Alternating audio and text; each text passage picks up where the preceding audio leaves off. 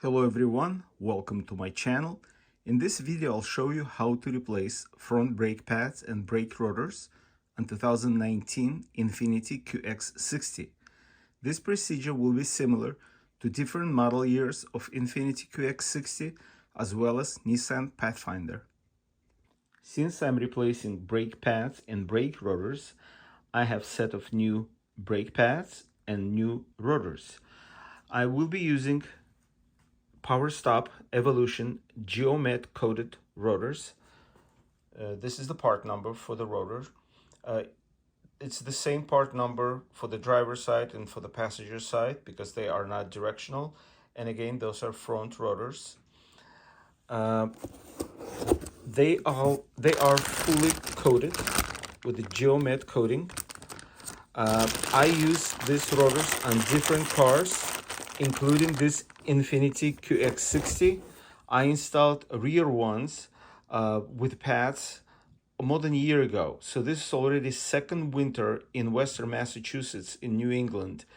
And we have some snow, we have salt, and those rotors are holding up pretty well. There is not even one spot of rust on them.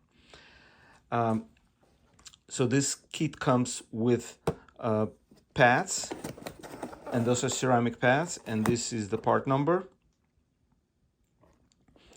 Now you can order this, you can order them separately.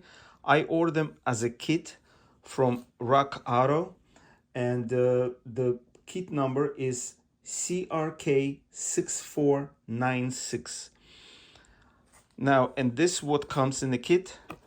So brake pads come with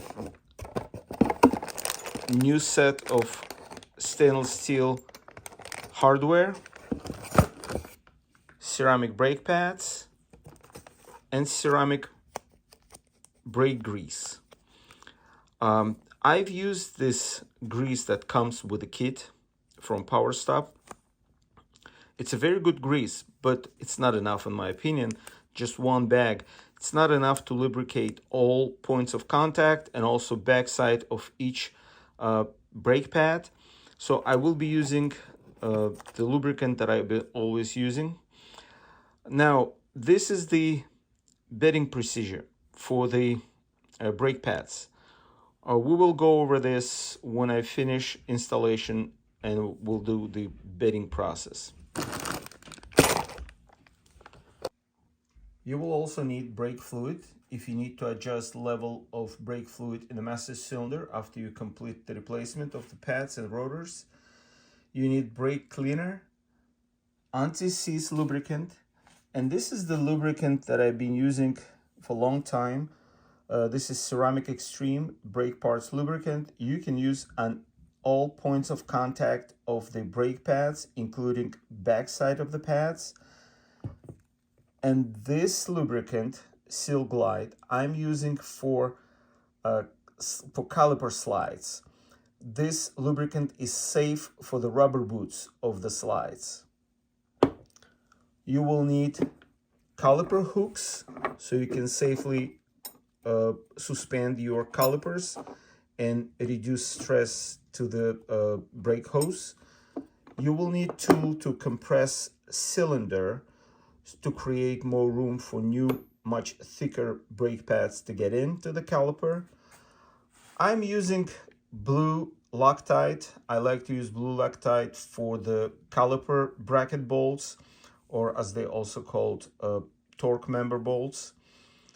You will need 22 millimeter socket or wrench. I'm using socket for the torque member bolts or the caliper bracket bolts, and 17 millimeter socket for slide pin bolts, torque wrench or torque wrenches, screwdriver or small breaker bar. You may need something else, but we will see how we go with installation. The uncoated rotors are being shipped usually with protective layer of grease on them to protect them from rusting, and they need to be cleaned with a brake cleaner prior to installation. These Geomet coated rotors already have coating in them that protects them from rusting, so they don't have that layer of grease that needs to be washed away with the brake cleaner. And according to power stop instructions, you don't need to use a brake part cleaner on them. You just need to wash them with mild household cleaner. I will be using solution of Dawn dishwasher fluid with water, and then I will rinse with clean water and wipe them dry. Apply parking brake and block rear wheel. Raise the front of the car using this single jacking point at the front of the car. When the front of the car raised and safely resting on the jack stands, remove front wheels. Put some kind of catching pan under the front rotors and spray brake parts with brake part cleaner to remove brake dust. Using 17mm socket, unscrew 2 caliper slide pin bolts. Remove the caliper and suspend it using the hook. Now you can go ahead and remove the brake pads. This is the outer brake pad, and this is the inner brake pad. As you can see, uncoated rotors rust significantly, especially in this area. Now I need to remove torque member or caliper bracket. Using 22mm socket, I need to remove these two bolts, this one and this one. After the caliper bracket and all pads were removed, remove the hardware from the caliper bracket. Compare with new hardware that new pads came with to make sure they are the same size, the same shape, and they can fit perfectly into the caliper bracket. Compare new pads with old pad to make sure they have the same size and have the same features. Now, what we have to do with the caliper bracket, we need to clean it, especially this area where the hardware will be sitting. So this area needs to be cleaned to make sure there is no rust. I will put some thin layer of this grease. That's what I always do. I put a thin layer of this grease here, then I reinstall the brackets, and then on the brackets where the pad's sliding. After this clean, I will remove those pins and I will show you how I clean it and lubricate. Make sure, take a note, sometimes those pins different, the upper and the lower, they could be different. There is some little surface rust, so I will clean it thoroughly. You don't need to remove any material, just to clean the rust so there are no bumps, so this hardware sits flush. I will be using power drill with wire brush. It's a good idea to wear eye protection and a mask. This is the final result after I finish cleaning it with wire brush. Now you need to remove the slide pin. This is the upper one. Make sure it doesn't catch the rubber boot, so it's freely turning, and now you can pull it out. It's definitely time to service it. You can see there is rust here, so I need to clean it. I need to clean inside and then lubricate with this lube.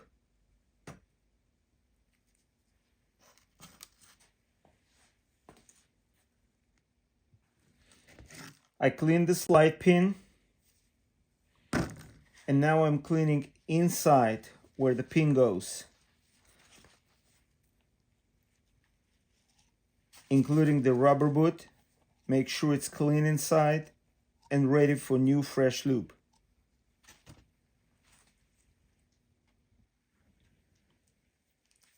Now using this lube, put some inside.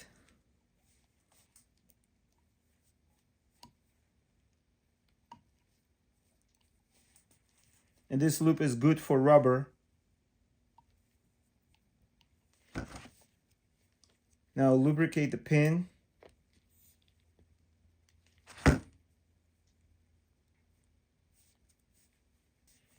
And insert it in. Sometimes when you're putting pin in, it looks like there is air pocket that's holding it. You need to release the air by squeezing this rubber boot. And now release the air, and now it can freely move. Now it turns freely, it moves freely. Now I'll do the same thing with the lower pin. And the lower pin is in much better shape. No rust at all. It's clean. So that's how it's supposed to look. So I'm going to do the same thing. I'm going to clean the pin. I'm going to clean inside. And then I will apply new lubrication. As I mentioned previously, the pins are different. So if you remove both pins at the same time, make sure reinsert them in correct order, or do it the way I just showed you. Do one pin and then do the other one. And as you can see, this pin has this rubber ring, so this is different from the first one that I did. Now I'm ready to install new hardware on a caliper bracket. That area where hardware sits on, I cleaned with a wire brush, and then I applied a thin layer of brake part lubricant. Now I can install new bracket. That's it. Now the caliper bracket is ready. I have both pins cleaned and lubricated. They sliding easily. I installed new hardware. It fits perfectly. Now I'm going to install new rotor and then the caliper bracket. Now I will be removing old rotor. Sometimes rotors get stuck and you need to use rubber mallet or mallet. I'm usually using rubber mallet, hitting it a few times. Check the fluid level in the master cylinder. If the fluid level is at the maximum level, you need to use turkey baster to take some fluid out to create more room for fluid to come in to the master cylinder while you're pressing the pistons at the brake caliper. Unscrew the cover, remove the cover,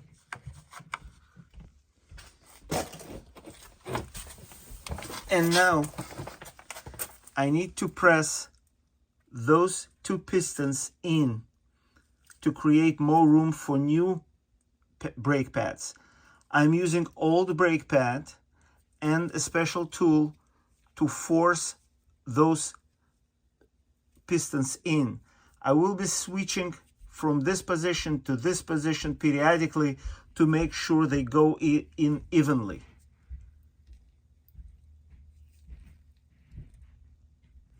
And I need to check master cylinder periodically to make sure that brake fluid doesn't overflow. After both pistons are pushed in all the way, close the master cylinder cover. Now after I remove the rotor, I'll need to clean this area. This flange needs to be clean, no rust, no bumps. I will be using a drill and a wire brush. This is how flange looks after I finish cleaning it with the wire brush and the drill. And now I'm gonna apply anti-seize lubricant to this area. So in the future, if I need to remove brake rotor, it will come out easier. With a thin layer anti-seize on the flange, now it's time to install new rotor. Install new rotor and temporarily secure it with lug nuts. Now it's time to install the caliper bracket. There are two types of caliper bracket bolts. Those are flange bolts. They don't have washer, and they have to be torqued to 91 foot-pounds. Some caliper brackets come with bolts with washers. Those need to be torqued to 107 foot-pounds. 107 foot-pounds. Install caliper bracket and torque 2 flange bolts to 91 foot-pounds.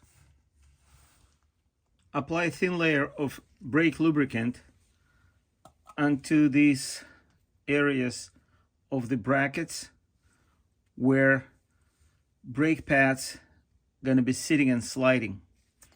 Be careful not to put it on the rotor or on the braking side of the pads. Apply thin layer on the back of the pad and at the end of the pads, right here and right here. And those are the areas where it's going to be sliding. And now put new pad into the caliper bracket. With both new brake pads installed, now reinstall the caliper.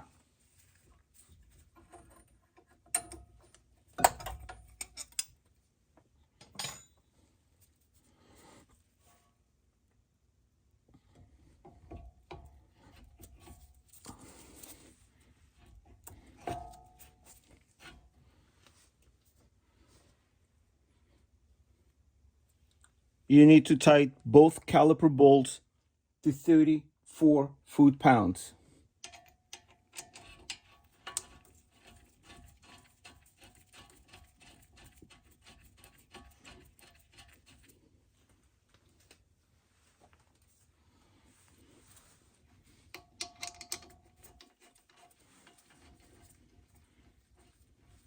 Torque both caliper slide pin bolts to 34 foot-pounds. This one and this one. This is the final result of the driver side. We have new rotor, new pads, all bolts are torqued to specifications, and now I will repeat the same thing with the passenger side. The passenger side is done as well, and now it's time to install the wheels and lower the car. Lower the car and torque wheel nuts to 83 foot-pounds. Check the level of the brake fluid in the master cylinder. Before driving car, press brake pedal several times. In the beginning, you feel that pedal is soft. After a few times, you will feel the resistance, and then the pedal will get into its normal position. It's a very important step. Do not skip it. Now we're ready to do the brake pad bedding procedure. I just finished the bedding process in accordance with power stop instructions. It requires 30 decelerations from 30 miles per hour to 5 miles per hour with 30 seconds between. Since you have so many accelerations and decelerations, you have to be very careful when you do this, and you need to be aware of your surroundings. I hope my video will be helpful, and thank you for watching.